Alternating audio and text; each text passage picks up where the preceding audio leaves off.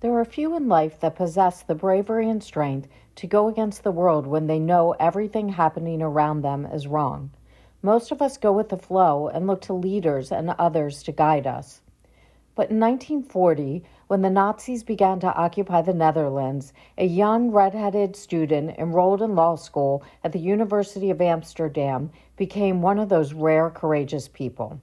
Hannie Schaft was just setting off on her path to become a human rights lawyer when she witnessed the Nazis violently targeting the Jewish community. This abuse ignited a desire in her to embark in political activism. Ultimately, Hannie joined the Dutch resistance where she became an armed fighter. Hannie Schaft's short but fearless life continues to inspire everyone who learns about her to do the right thing. When I discovered Hannie and what she did, I knew I had to paint her. I continue to be fascinated by her life, and I'm endlessly curious to learn more about her. I'm thrilled today to be talking to Hans Bakker, the Secretary of the Board from the National Hannie Schaft Foundation. The foundation is instrumental in ensuring that Hannie's story and values are kept alive. Welcome, Hans. Nice to see you. Nice to have this conversation. I thought that we might start from the very beginning, and you could tell us just about Hannie's background, where she grew up, and what her parents were like, what they did for a living, and what their personalities were like. She grew up at a very steady home. The parents were politically socialist oriented, but not like communists. Or they were, but they were left wingers, so to speak. She was very well protected. Because she had an elder sister that unfortunately passed away when she was 12 from what's called this diphtheria. Is that word? Hmm. So these people lost a child, and Hannie lost her sister, her only sister, her only sibling. So they were very protective of Hannie, So she couldn't go outdoors without wearing scarves and thick clothing, and very afraid to lose her. Which, in the end, as you know, they lost her as well, and it's always sad, but this is specifically sad because it's happened to her sister Annie. Well, she went to school, and she had a very strong sense of justice. She made a drawing that said in large characters that said peace, or vrede in Dutch. And so she was very interested in world peace and stuff like that. And it was her ambition to join the predecessor of the United Nations. She wanted to join that. It was based in Geneva at the time, and that was her ambition. That's why she went to the Amsterdam University and studied international law. Do you think that this passion for social justice, do you think that came directly from her parents?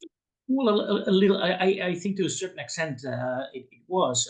She was, because they were very. They taught her to be respectful to other people. I certainly do think that there was quite some influence from her parents, but it's also the nature of the girl itself, I'm sure.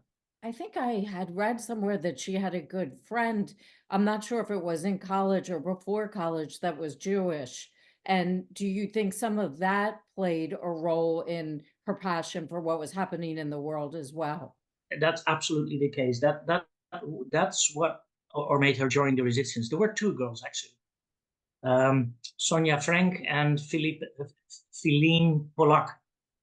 They were both Jewish, and was very close with them. And once the war broke out, pretty soon afterwards, all the university students were supposed to sign a declaration that they would be loyal to the Führer, which of course, most of them were not willing to sign, and neither was she. So she had to quit her study.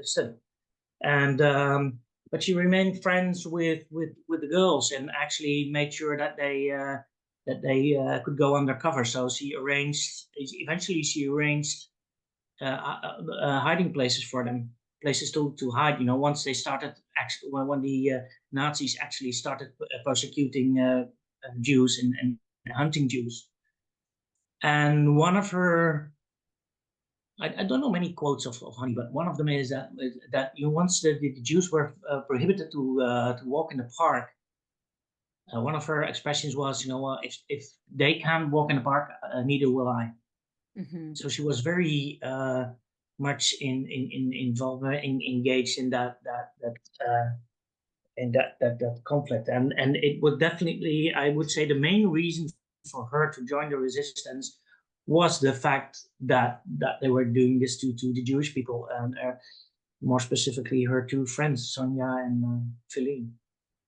And Feline survived the war. Sonia did not. Sonia She did was not. caught, and she couldn't stand staying in hiding, so she went out and she was caught someday, and she ended up and lost her life in one of the concentration camps. But Feline managed to survive the war. And did Feline survive solely because of Hani? Did Hani keep her hidden the whole time, or? Yeah, she made sure that she had proper addresses where they could hide. Wow. Yeah, so Wow. that's at least one life she definitely saved. Yeah, that's pretty amazing. Have you read anything about how she was able to just not be afraid to go against, I guess, what the current laws were at the moment? Oh, she was afraid, and so She were the was. two sisters, Truus and Freddie. They all were afraid. Mm-hmm. They knew very well that they put their life on jeopardy, and they knew very well. So they were afraid. But that's why they were so courageous. Being afraid but still do the job. And Wow. it was anger. They were just so angry about what people were able to do towards other people. It's and rightfully so. I mean, it's. I mean, when you look back and you see all the movies and read all the books about the Second World War, I mean, it's dreadful what people can do, under their proper circumstances. Right. They didn't like doing it. It was when they came back, when they killed someone.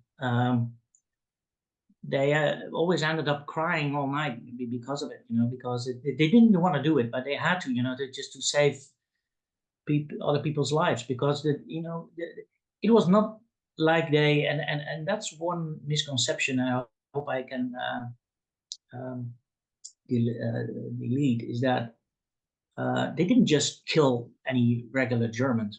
I mean, they would never kill just a Wehrmacht soldier, because they were just doing their job. As a matter of fact, it were merely Dutch people that they killed, traitors. People Yeah. that gave away hiding places from Jews. They were very strict and in their actions. They were very critical. For instance, let me go one perfect example. The highest German representative here in the Netherlands was Seyss Inquart, Rijkscommissioner. He Mm-hmm. was based here in The Hague, where I happened to. And he and at a certain point, the how do you say, the board of the resistance group they were part of was called the Council of Resistance, and the leaders of that council group had decided, or had made a plan to abduct, kidnap the children of the Rijkscommissioner.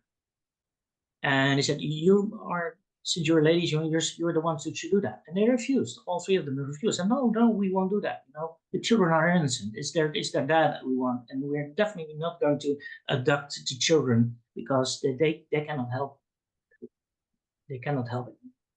And so that it's not like they shot every German. They were very critical in what they did. And it's not, and besides that, no, it's not like they started killing people instantly.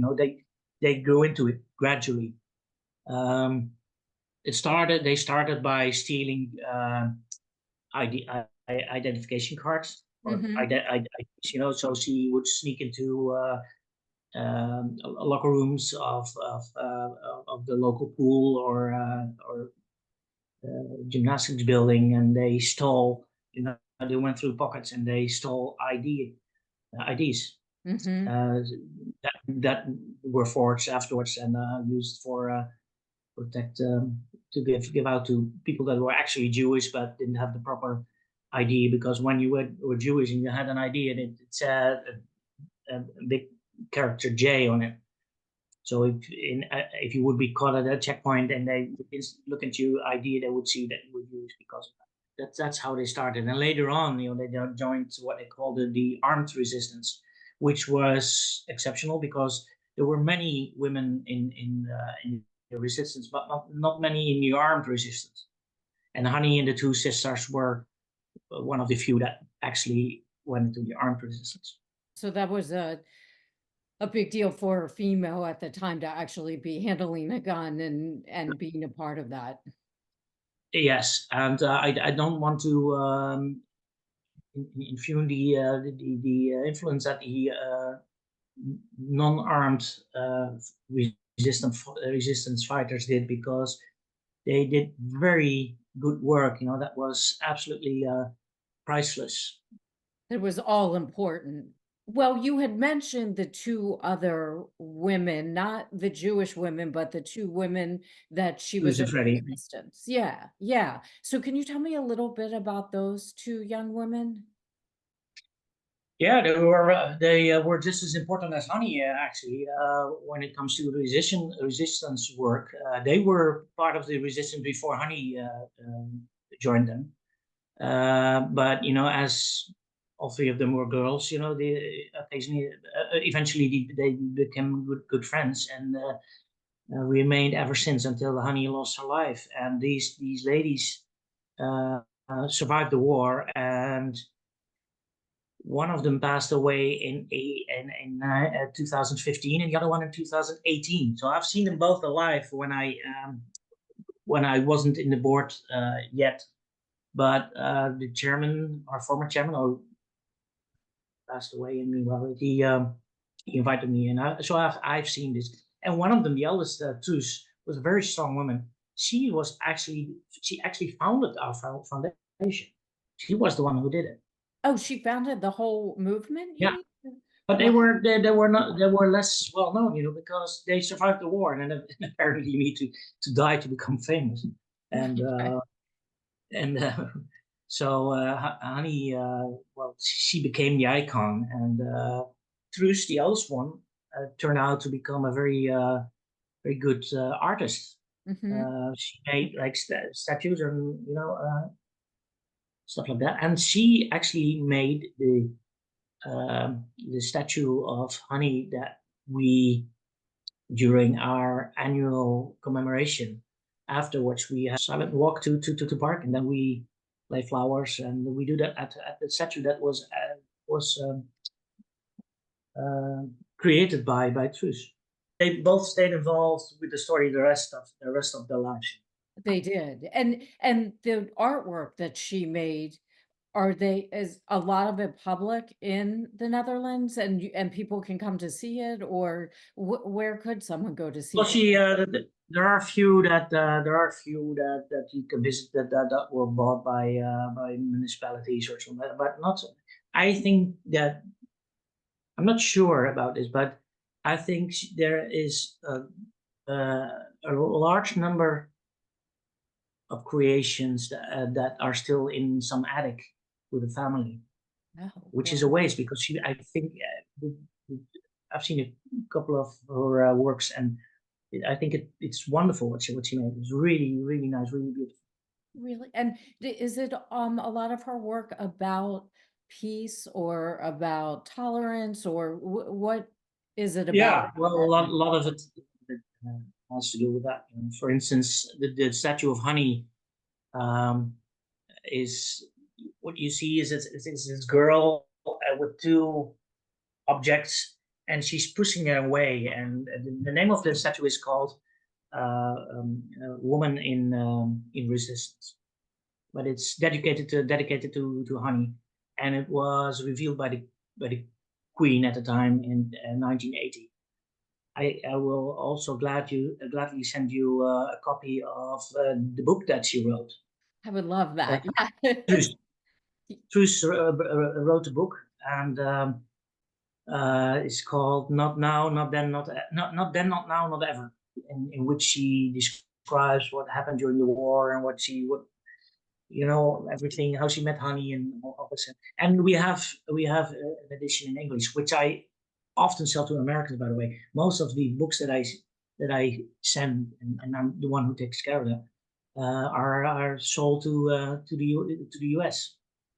And it's our mission to protect the legacy of Honey and the girls, you know, uh, and protect what they stood for, and try to put it in a modern perspective. So we're increasingly involved in doing things which would uh,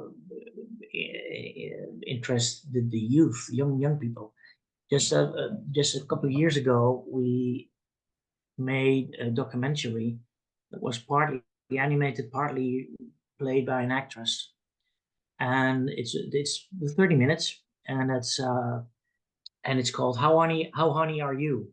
And what we're trying to bring across to this younger generation, the documentary was meant for, let's say, children between 10 and 14 years old, and it has been distributed among schools here in the Netherlands. It's also won several international prizes, film prizes, so Wow. that we're Yeah. very proud of that. And what we're trying to achieve with this documentary is the message of what would you do when you see injustice? How would you respond? How would you react? It could be about anything. I mean, it could be about climate, or it could be about bullying on schools. Or bullying is a good example, Yeah. obviously, but it could be about anything. It's about trying to tell the younger generation that they should to stand up for injustice. To make it a long story short. So that sounds like a wonderful idea. And did that get developed through the foundation? Yeah, we Yes. we started off by we developed first we hired a professional director who Uh-huh. could make it, who would make and of course there were artists involved that would make the drawings and the animation and the storyboard and um, and then afterwards we developed a program, interactive program for schools, um, to educational programs, and this is also, well, nice to tell. Um, the penitentiary, or what used to be the penitentiary in Amsterdam, is now the British International School, and we have very close relationship with them. We also introduced the movie to them, and our late chairman used to go there every year for there's this day in September or December. I don't know it's International Peace Day or something like that. And so every year he went there and talked to the pupils, and that was the building where she was kept. So it all comes together. Yes. Well, going back to the foundation itself for a second, what made you decide to take part in it? What drew you to it? Um, I was, our late chairman. Uh, uh, he and I were a member of the same society club here in The Hague, and we all always had very good conversations about history. I love history, Mhm. and we had good conversations about society, and politics, and so at one point when their secretary quit. They were looking for a successor, and that's where so I was asked, and the reason I said yes was, as I said, I love history. I love to know things about the past, and I think that it was a really good thing they're doing. Their intentions are very very, very good, and so I supported them in the first place. And in 2015 I attended their annual commemoration, and I was very impressed by that. I never thought that I would become a member myself, a board member myself. That's how I joined. Are there other goals that you have in mind, long-term goals that you would like to get accomplished? It's a very good question, Juliet. And as a matter of fact, I'm going to contact you on that later on, Okay. because you're obviously very involved in culture, painting, being an artist. And I get a lot of requests from people from that part of society, people who are culturally active. And that is something that we want to do more with. Mhm. So we had the 10 to 14-year-olds now. We would like to shift our attention to other things like culture, and what because what we notice that there are many. We often are being contacted by artists who make. Just the other day, I was approached by a man from Brazil, I believe, who wrote a graphic novel about the girls, Wonderful. and Yeah. all we see so many people, and that would include artists that are being inspired by the story of the girls. Yeah. Recently, I had this Zoom conversation with 4 girls from the UK that have that were they were students from um, uh, theater school, Hmm. uh, and they had developed a stage show that was also inspired by Honey and the girls. And I think we should do more with that. So that is our next goal, to do more with that. That's exciting, particularly to me because that really, interests me. And I just think what a great way to introduce people to such an important topic and such important people is through the arts. Well, going back to her for a minute and her red hair, can you tell me the role that her red hair played in what she was doing and what was so intriguing about it, and since she did become known as a girl with the red hair. It were the Germans that gave her that name, the girl with the red hair, because it was after you know um, after a number of attacks. Um, there were rumors, or the Germans got information that there always was this red-haired girl being spotted somewhere around. So that's how they turned their attention to that.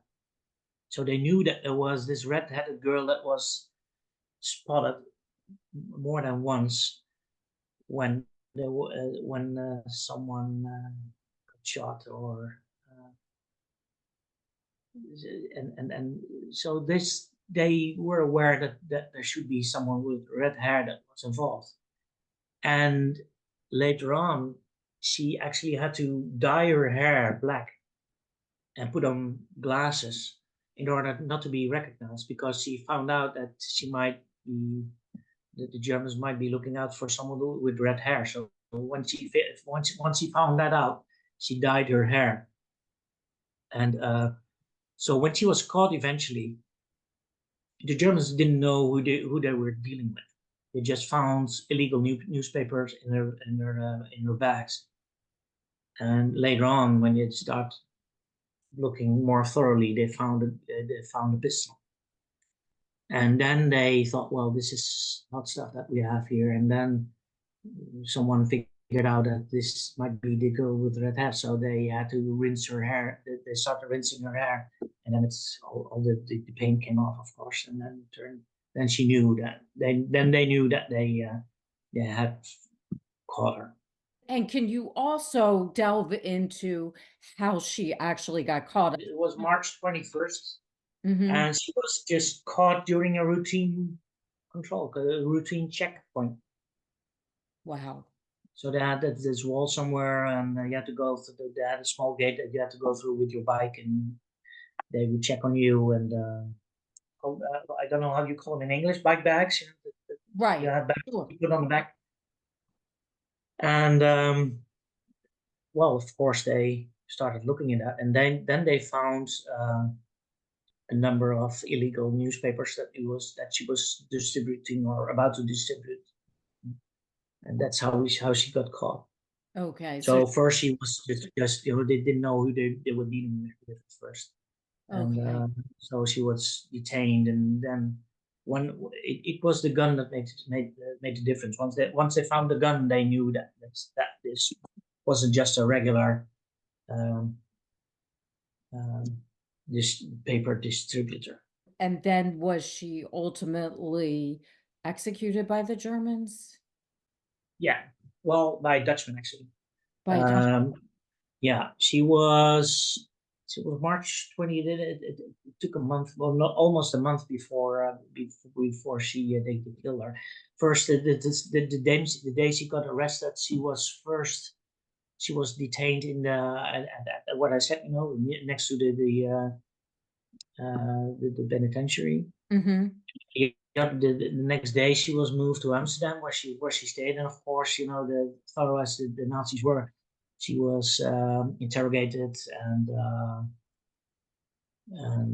because they had a lot of information that the Germans were keen on getting, and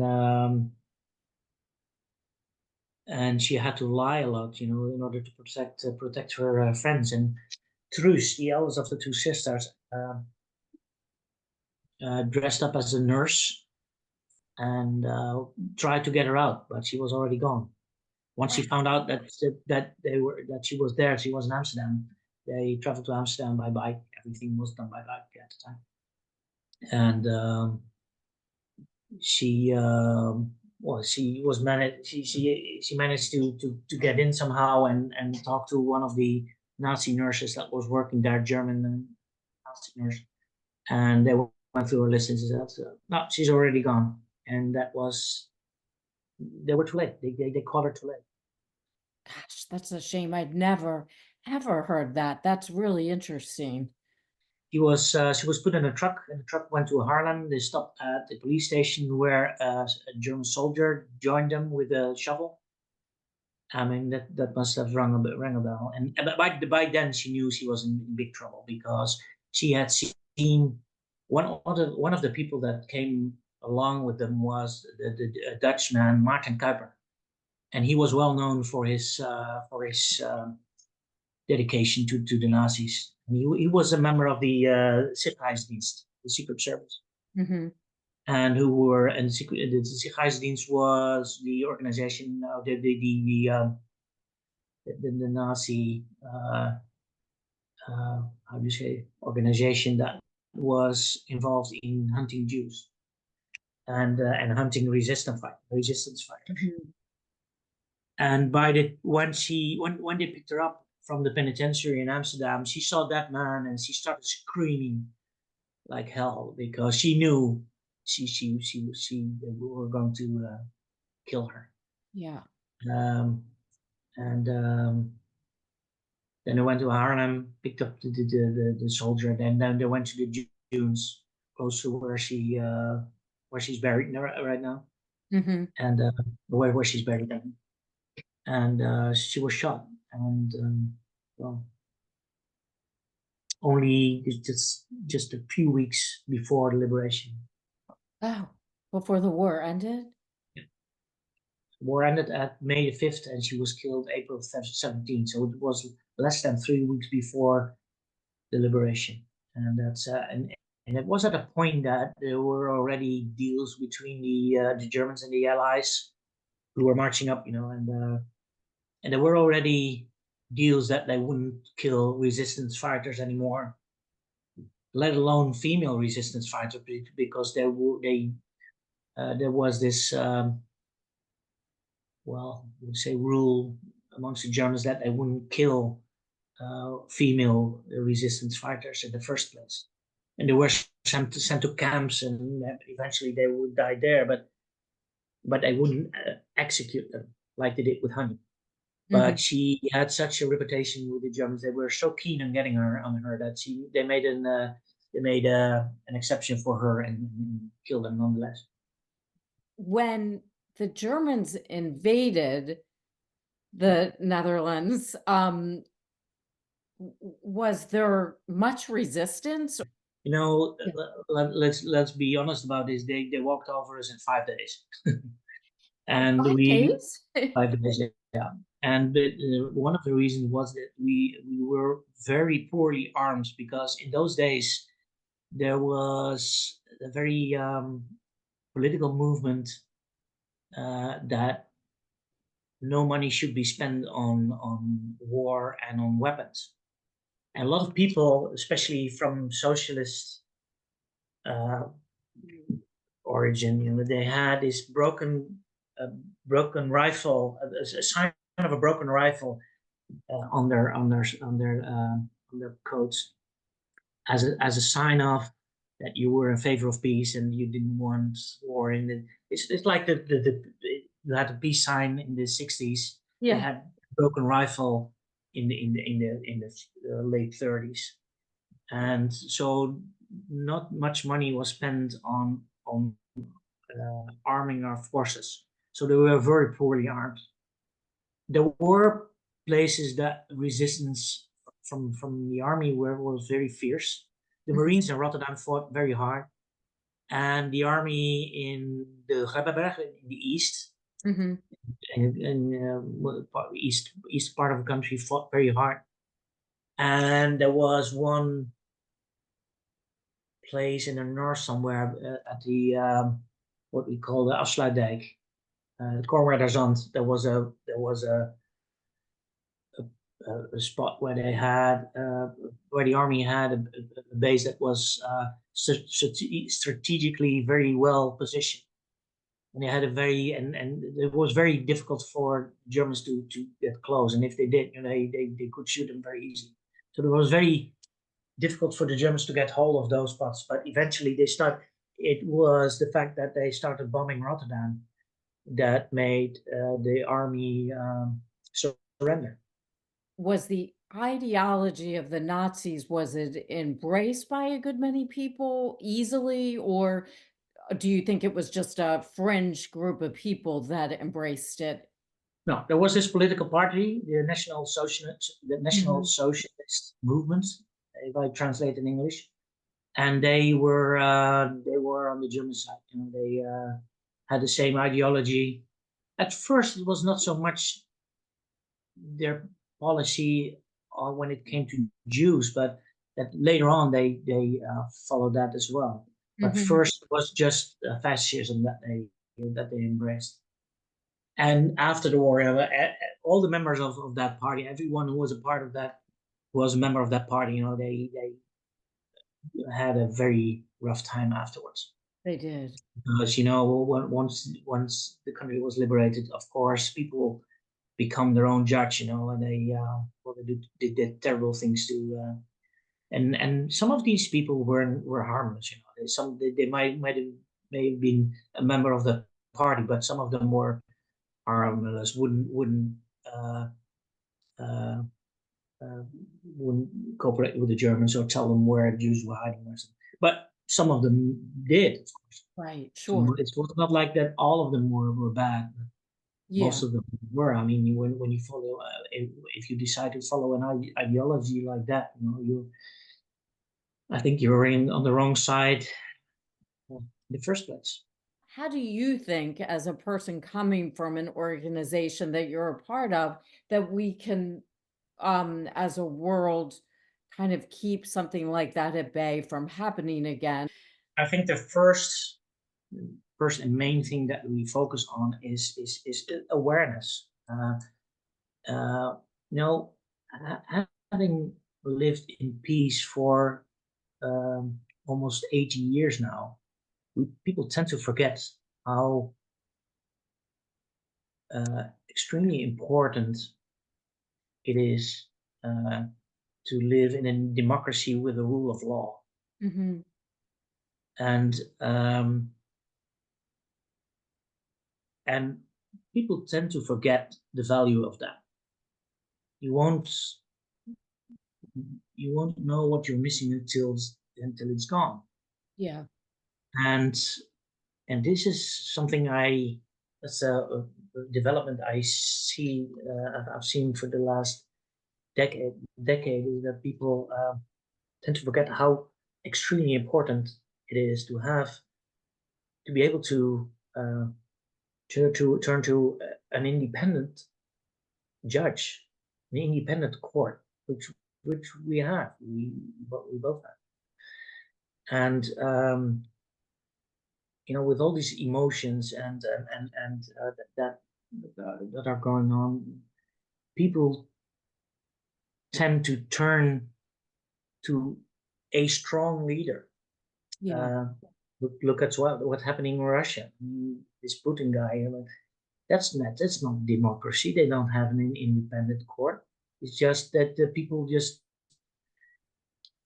embracing the big guy because they just, since they have forgotten why it's so valuable to have rule of law and democracy. Hmm. They turn to people like that. It's not like we say, when you disagree with something, start shooting people. Right. That's not our message. Uh, so we're trying to. It's just that, and we're not politically engaged in anything. Yeah. Sometimes we get angry, yeah, because I I don't know if you know that, but Hani at the time was a communist, Hmm. and I sometimes get very annoyed reactions from communist organizations that we ignore that side of her. But Hmm. it's not like we're ignoring that. We know she was a communist, and at the time, the we had the world had a different vision on what communism was about. Yeah. And Truus once said in an interview or in a conversation that she had with our chairman, she said, I doubt that she would still be a communist now, after what we've seen happening in the Soviet Union, in Cuba, and in other communist countries that are not that well, I have to be careful what I'm saying, but are not their reputation is not like they are very democratic and very and when it comes to the rule of law, it's more an elite that decides, and not so much the people. And but nevertheless, we're not politically engaged. It's just that we say, something happened back then that made a huge impact on people, and cost a lot of human lives. And three young girls stood up against that, and that's our main message. What do you do when you see that there is injustice? And that's a very broad message, of course. And what do you do? How honey are you? The essence of what she was doing and stood for what seemed to be beyond political boundaries and more about what you just described. it was not like I've never read something or heard something that would imply that she was doing this um, out of uh, communist conviction. It was it was just she was so angry that they were treating these people so badly. That makes sense. Everything you just said makes a lot of sense to me. In a lot of ways, it's how I feel about today, that everything gets dragged into politics when you even are just looking at right and wrong. Well, there are many sources of. I mean, you could say good and bad are subjective items, but Yeah. it's not that difficult. When you look at the Universal Declaration of Human Rights, when you look at the European Treaty of Human Rights, Hmm. when you look at all kinds of international treaties that are meant to protect children, for instance. Yeah. Um, but also something like uh, like the Ten Commandments or Right, the right. Bible. Yeah, And there are so many sources that should have told us that it could never that you could never justify what the Nazis did. And besides that, I want to stress this was a Nazi thing. It was not a German thing. sure. Sometimes we have very good open conversation with Germans, and we have very good friends also as an organization with German friends. And we always stress, I mean, first, you didn't do anything wrong. Yeah, Perhaps your grandparents did, but you didn't certainly do anything wrong. And it might just as well happened here if we would have the same circumstances. right. So it's not about Germans. It's about people who did this. Yeah, that's such a good The point. Nazis were a very good example, but could never blame the Germans as such. It's just people who do this. Yeah, yeah. It's a great point. Well, I really enjoyed this conversation. I feel like what a pleasure for me to get to talk to somebody with such a vast knowledge of history and of Hani. So thank you so much for taking your time to talk to me and impart such great information. You're very welcome. I really appreciate your interest and the time that you spend on honey. So we're grateful as well.